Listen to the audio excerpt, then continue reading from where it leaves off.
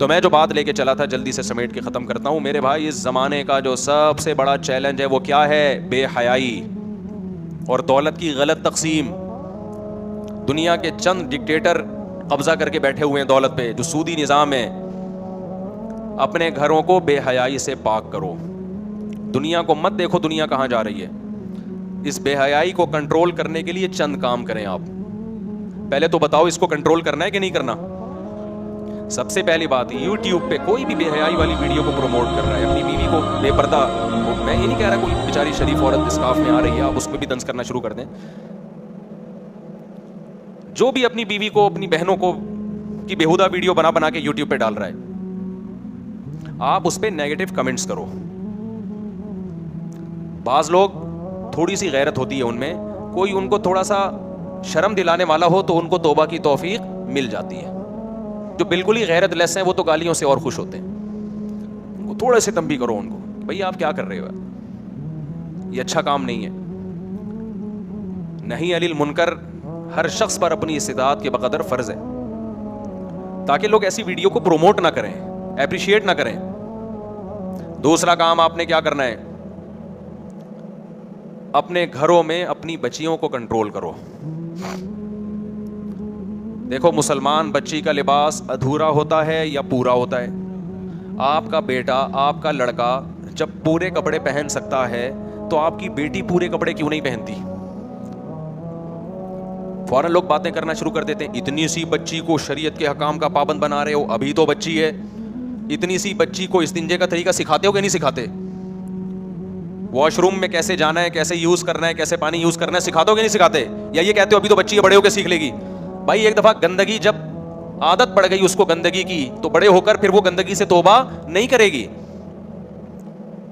Doctor Zakir Naik سے ایک ہندو نے سوال کیا کہ ہم اپنے بچوں کو اس لیے بتوں کے سامنے جھکنے دیتے ہیں کہ تاکہ ان کے دماغ میں خدا کا تصور رہے, جب بڑے ہوں گے تو خود ہی سمجھ جائیں گے.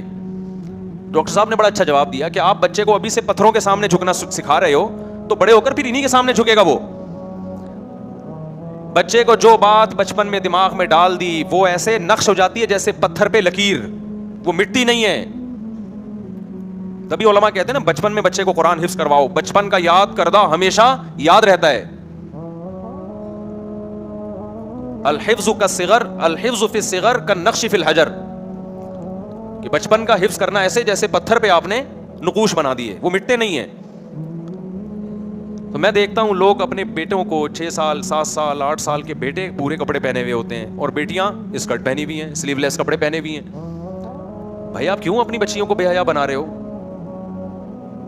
مائیں یہ سمجھتی ہیں کہ اگر ہم نے اپنی بچیوں کو یہ لباس پہنایا تو ہم دیکھنے میں ماڈرن لگیں گے, کہیں بھی ہم جائیں گے لوگ سمجھیں گے پڑھے لکھے لوگ ہیں. وہ بھائی پڑھے لکھے ہونے کا اللہ کی قسم یہ کرائٹیریا بولو نہیں ہے. پورے کپڑے پہناؤ بچیوں کو, اور اس کے لیے آپ کو گھر میں لڑنا پڑے گا. آپ کی بیگم اگر دیندار ہے وہ آپ کا ساتھ دے گی, بہترین بات کی. اگر وہ دیندار نہیں ہے تو تمیز سے بات بولو نہیں مانے گی, وہ لڑے گی آپ سے. تو آپ نے کیا کرنا ہے, ہتھیار ڈال دینے. کیا خیال ہے, کیا کرنا ہے کہ ٹھیک ہے بیگم میں گھر میں ماحول کو خراب نہیں ہونے دینا چاہتا, اب جیسے آپ میری بچی کو کپڑے پہناؤ گی ایسے ہی میں پہناؤں گا. ہتھیار ڈالنے آپ نے.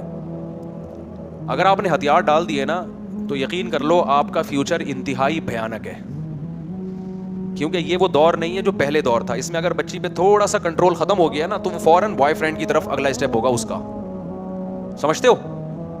اور اگلا اسٹیپ پتہ ہے کیا ہوگا, آپ کو بتایا کہ بوائے فرینڈ بنائے گی پھر وہ جو فیوچر آ رہا ہے ابھی. ابو میں جا رہی ہوں میرا فرینڈ ہے. بیٹا یہ کیا ہے فرینڈ, فرینڈ کیا ہوتا ہے؟ ابو آپ پرانے زمانے کے آدمی تھے, آپ کی سمجھ میں یہ باتیں نہیں آئیں گی. پھر آپ آؤ گے ہمارے پاس, مفتی صاحب میری بچی اب ایک آشنا کے ساتھ گھومتی ہے, میں ڈپریشن میں جا رہا ہوں. تو میں آپ سے پتہ کیا کہوں گا, آپ ڈپریشن میں اس لیے جا رہے ہو کہ تھوڑی سی آپ میں غیرت ہے. اگلی نسل جو آپ کی آئے گی نا وہ ڈپریشن میں نہیں جائے گی. وہ کہے گی یہ تو کلچر کا حصہ ہے. انگریز جاتا ہے ڈپریشن میں جب اس کی بیٹی 18 سال کی بوائے فرینڈ کے ساتھ گھومتی ہے, انگریز کو ڈپریشن ہوتی ہے. کبھی سنا آپ نے؟ میرے پاس کوئی گورا ابھی تک نہیں آیا, کوئی امریکہ یا UK کا کہ یار میں بہت ٹینشن میں ہوں اور میری بچی 18 سال کی ہو گئی اور اس کا بوائے فرینڈ ہے, ایکچولی مجھے ٹینشن ہو. کہتے ہیں کیا ٹینشن وینشن کیا ہوتی ہے یار, ترقی کرو, پیسہ کماؤ. سمجھ میں آ رہی ہے بات کی نہیں آ رہی ہے؟ یہ میں نماز کے بعد جواب دوں گا, ٹھیک ہے؟ بھائی اپنے گھروں پہ اللہ کا واسطہ کنٹرول کرو. یہ بچے اللہ نے ہمیں امانت دی ہیں, یہ اللہ کی مخلوق پہلے ہیں, ہماری اولاد بعد میں. آپ اپنا فرض ادا کرو, اس کے بعد اللہ ان کو ہدایت دے نہیں دے وہ اللہ کی مرضی, بچوں کی مرضی. آپ نے اپنی ذمہ داری پوری کرنی ہے. بچہ جب 7 سال کا ہو جائے, 8 سال کا ہو جائے تو نماز آپشنل, 10 سال کا ہو جائے تو سختی کا حکم ہے. اب نماز آپشنل نہیں ہے کہ آپ کا بچہ پڑھ لے تو ٹھیک ہے, نہیں پڑھے تو بھی ٹھیک ہے. نا نا نا نا, اب آپ کا بچہ پڑھے گا, اس کا باپ بھی پڑھے گا. تو بچیوں کو آج سے عزم کرو, کپڑے ادھورے پہنانے ہیں یا پورے؟ بولو سب زبان سے, پورے. جو خواتین بیان سن رہی ہیں, دیکھو آپ ہی کے فائدے کی بات کر رہا ہوں. آپ صرف یہ نہ سمجھو کہ بچے کو ادھورے کپڑے پہنانے سے ہم تھوڑے سے ماڈرن نظر آئیں گے. نا نا نا, بچی میں جب حیا ختم ہوگی نا تو بڑے ہو کر اللہ کی قسم وہ ماں کی آنکھوں میں آنکھیں ڈال کے بات کرے گی. وہ لبرل لوگوں کے جو مسائل ہیں نا بڑے ڈینجرس ہیں, بہت خطرناک ہیں. جن کے گھروں میں حیا کا ماحول نہیں ہے ان کے چھوٹے مسائل نہیں ہیں, بہت زیادہ خطرناک ہیں. ہم تو سن کے پاگل ہونے لگتے ہیں کہ یار ایسا بھی ہوتا ہے. اپنے بچوں کو بچیوں کو دین نہیں سکھایا تو اپنے لیے گھروں میں سانپ پال رہے ہو. یہی تمہارا گریبان پکڑیں گے بڑے ہو کر, یہ تمہارے احسانات نہیں مانیں گے. جو خدا کو نہیں مانتا وہ انسان کو, انگریز نہیں مانتا نا خدا کو, تو مانتا ہے اپنے باپ کو. اولڈ ہاؤس میں کیوں جمع کراتا ہے وہ؟ اس لیے کہ ماں باپ کو ماننے کے لیے پہلے کس کو ماننا پڑتا ہے؟ اللہ کو ماننا پڑتا ہے. وہاں کنٹرول ختم ہے اولاد پر. لیکن وہ اسی زندگی میں خوش ہیں, وہ کہتے ہیں ہمیں ٹینشن نہیں ہے. کیوں؟ انہوں نے کمپرومائز کر لیا زندگی کے ساتھ. اگر آپ بھی تیار ہو تو ٹھیک ہے پھر, لیکن انگریز نے جب کمپرومائز کیا نا زندگی کے ساتھ تو پھر وہ اولاد کے لیے قربانیاں نہیں دیتا, قربانیاں بھی نہیں دیتا ہے پھر وہ. آپ تو قربانیاں دے رہے ہو. یہاں عورت اپنے شوہر کے ساتھ وفا کرتی ہے, اس وفا کے بدلے میں اس کو شوہر کی طرف سے بہت ساری سہولتیں ملتی ہیں. یہاں عورت وفا کرے, اس کو سہولتیں نہ ملیں تو وہ ڈپریشن میں جائے گی کہ نہیں جائے گی؟ انگریزوں میں ایسا نہیں ہے.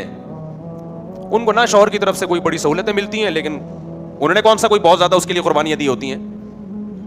تو وہ اس کو قبول کر چکے اس کلچر کو. تو آج سے عزم کرو میرے بھائی, اپنی بچیوں کو کپڑے بولو پورے پہنا. میں آپ کو یقین سے کہتا ہوں, آپ ذرا میرے مشورے پر ایک دن ایسا کرو, اپنی بچی کی نا موبائل سے 2 تصویریں نکالو. ایک تصویر اسکرٹ پہنا کے, سلیو لیس کپڑے پہنا کے اور اسکارف کے بغیر, اور دوسری تصویر آپ لو پراپر ڈریس پہنا کے اور چہرے پہ کیا ہو, اسکارف. پھر آپ دونوں تصویروں کو لگا کے دیکھو اور پھر خود فیصلہ کرو کہ مجھے کس بچی پہ زیادہ پیار آ رہا ہے. خدا کی قسم آپ کو آپ کی بچی اسکارف میں زیادہ اٹریکٹیو لگے گی. دیکھو بیوی سے الگ طرح کی محبت ہوتی ہے, بہنوں سے اور بیٹیوں اور ماؤں سے الگ طرح کی محبت ہوتی ہے. جو ڈریس بند کمرے میں بیوی کا ہونا چاہیے وہ کس کا ہے؟ وہی بیٹی کا ہے. تو نیچر سے آپ تو فطرت سے لڑ رہے ہو. باپ کی یہ نیچر ہے, وہ اپنی بیٹی کو اپنے سامنے حیا میں دیکھنا چاہتا ہے, اس کو اچھی لگتی ہے وہ.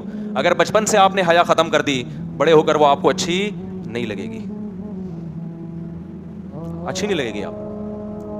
پھر یہی بچی جب حیا کے ساتھ سسرال میں جاتی ہے تو وہاں بھی ایڈجسٹ ہو جاتی ہے.